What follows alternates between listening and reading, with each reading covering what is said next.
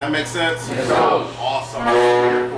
My job, what I do every day that I love to do is talk about nutrition and why nutrition is important to student athletes and how nutrition can help you on and off the field as a student athlete.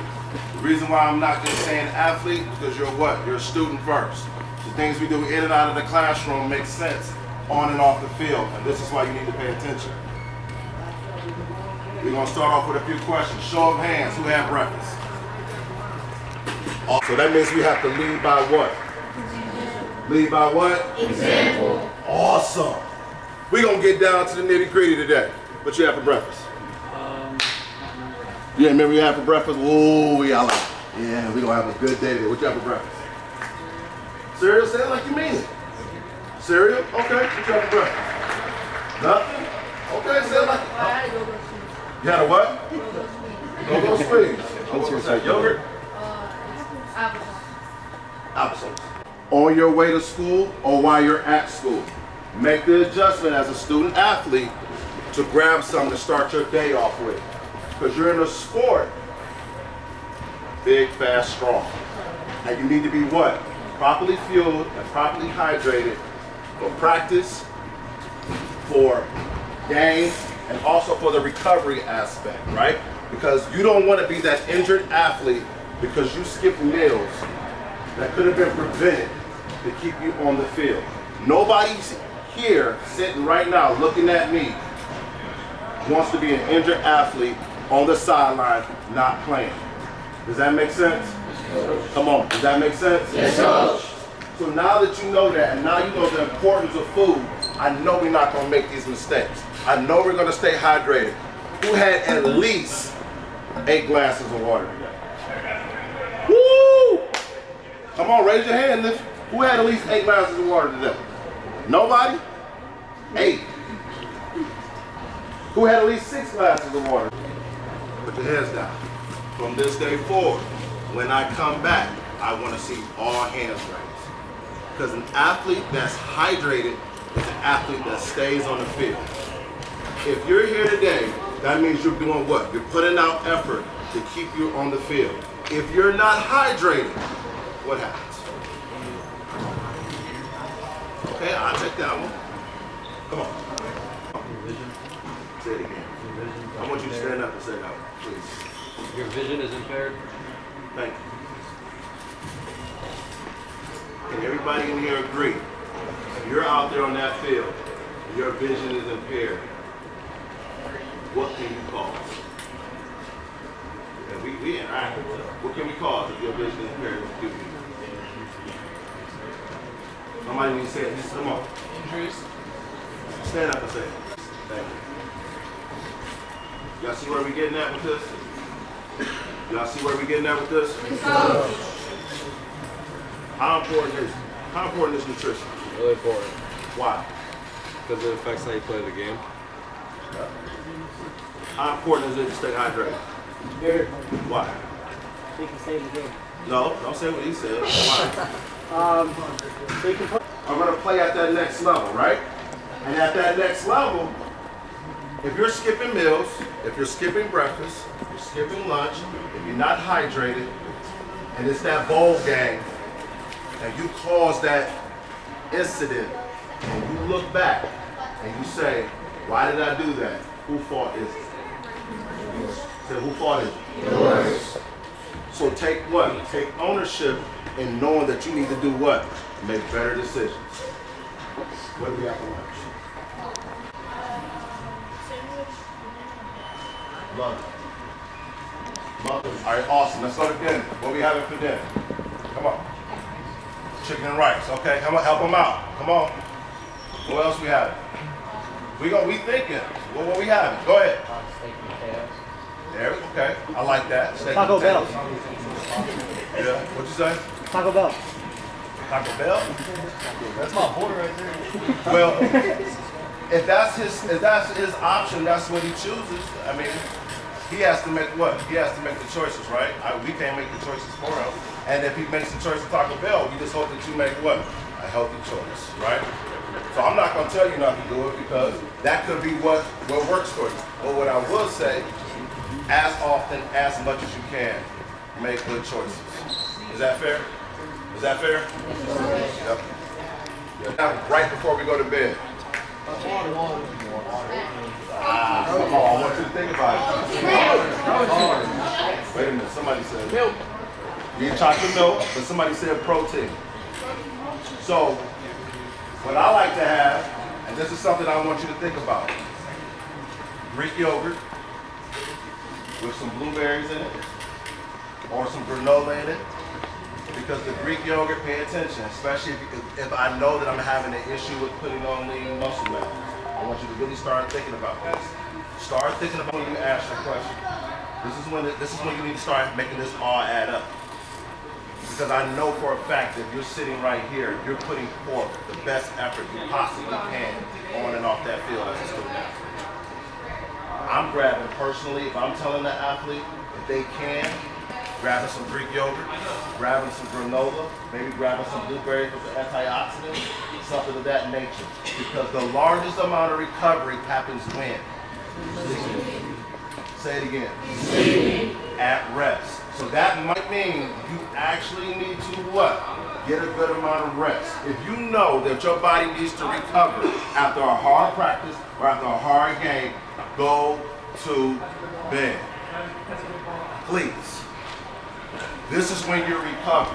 This is when your largest amount of recovery happens at rest. So if your parents, guardian, or whoever say go to bed and it's late and you have practice, you have game, you have class the next day, go to bed.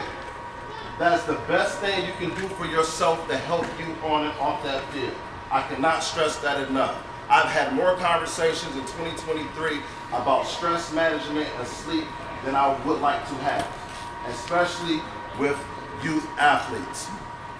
As much as you can, go to bed. Does that make sense? This is the time to ask. If anyone is struggling right now with, what would you say like the proper amount of sleep would be? in a perfect world, 8 hours. 6 to 8 hours as much as possible, right? So this is, you need, okay, right? It's what I do before I go to bed that makes sense, that really adds up. So what you want to do roughly around 2 hours before you go to sleep, begin to start minimizing your blue light. What is that? Like phones. Get off the phone. You got to. Or if you're playing the video games or something of that nature, if you know you're in bed at 10, roughly around 8, 8:30, start to say, you know what, put the game off, or let me just put the phone down as much, minimize it as much as possible. I really want you to focus on recovery as much as possible because everyone is good at the next level. Does that make sense? Everyone at the next level is going to be able to run that 40 at a certain speed or bench press 225 at a certain speed or whatever. The only way that you're going to separate yourself from that individual is what you do on and off the field as it relates to recovery and nutrition. Two things that you can control as much as you can, as often as you can. If you don't remember nothing else from today, remember that you can control your recovery and your nutrition. Does that make sense? Questions? Come on, talk about it. We got to bring it. This is the perfect time to talk about it. Yes? Well, how bad is pop for you? Pop? Yeah. So the thing with pop is the sugar that's in it, right? So you're looking at the sugar and you're looking at the carbs that are in it, right? And then you're looking at what does it do over time, right? Is this helping me or just hindering me, right? Mm-hmm. I'm not telling you not occasionally to have like a Sprite or something of that nature, right? But what I am saying, if you're grabbing it every day as part of your everyday routine, look how much sugar you're putting into your body every day at that routine, right? You want to have what? I want to have a healthier routine, right, as much as possible, so that I can perform on and off the field. So I wouldn't have it as much if I could minimize it as much as possible. Yes. So like, say you go to the gym like really early before school. Yeah.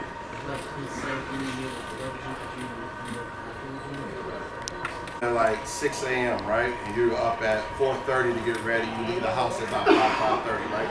On the way to the gym, if you can, I'm either drinking me some water or I'm grabbing me like a Nutri-Grain bar or something to put some type of carb fuel in me.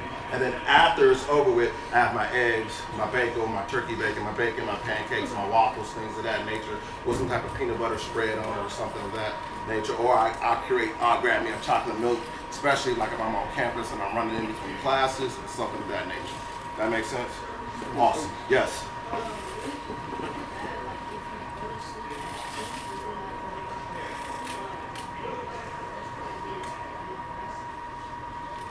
$2 a.m. Well, think about it like this. How long will you be able to sustain that, right? Like, it may work now, but over time, it'll catch up to you, right? So if you can, try to go to bed at a good time, so then you can wake up at a good time, right? If you go to bed at 2 and you wake up at 12, you didn't miss almost half of the day. What time practice? Practice can be at what, 6 a.m. or 8 a.m., and you still sleep, right? I'd rather get up, get my day started, be the first person in the gym, or whatever, so then I'm ahead of everybody else. Make sense? All right, cool. Questions? Come on. This is the yes. Are there good and bad calories when you're trying to gain weight? Yes. So, let's answer that question. Is there good calories versus bad calories as it pertains to putting on weight or increasing lean muscle mass, right? So the best way to explain that is explain it in areas of fuel, right? What type of fuel do I want to have in my body versus fuel that I don't need in my body that are not going to do me any good, right? If I start to think of, somebody said steak, somebody sweet potato, rice, some type of pasta, things of that nature, those are good sources of proteins, carbs, and fat, right? But then I turn around and say, I'm eating something that has maybe a large amount of sugar on it, or I'm eating something that, maybe, deep fried or something of that nature that in moderation, it will do no harm, but if I overuse it, eventually it's gonna catch up to me, because then I'm gonna be slower, on the field. I don't wanna feel slow and sluggish on the field. I wanna feel what? Light, fast, sharp, energized. I don't wanna feel fatigued. Right? Because the athlete that's fatigued on that field is the athlete that's sitting next to the coach the entire season. That's not what we're here for. I don't believe nobody's here to sit on anybody's sideline for the school. I don't think so. So I'm thinking of what can I do to help me stay on the field. I'm gonna go with good calories as much as possible. I'm not telling you to start tracking your calories, because I don't want you to do that, because that could be stressful. But what I am saying is, let's make better choices over time, so then it all adds up. Does that answer your question? Because that could be a tricky question sometimes, because if I'm out, if I'm rushing, if we grab a pizza or we stop somewhere fast, things of that nature, in moderation, yes. Every day, or we create a bad habit of it, no. Yes. Muscle tears. Blunt force. That's the sport you in. Also, it depends on if an object is going forward while another object is coming towards it, and A, you don't move out the way, or B, it just could have a lot to just do with the strength imbalance, right? How I digest food, right? I'm not trying to do anything new before a game, because I don't know how my digestive system may take it, right? And that can have a different effect on you on the field, right? So pay attention to what works for you, right? It could be, your thing could be a peanut butter jelly sandwich and pineapples. That may give you enough energy throughout the game, whereas someone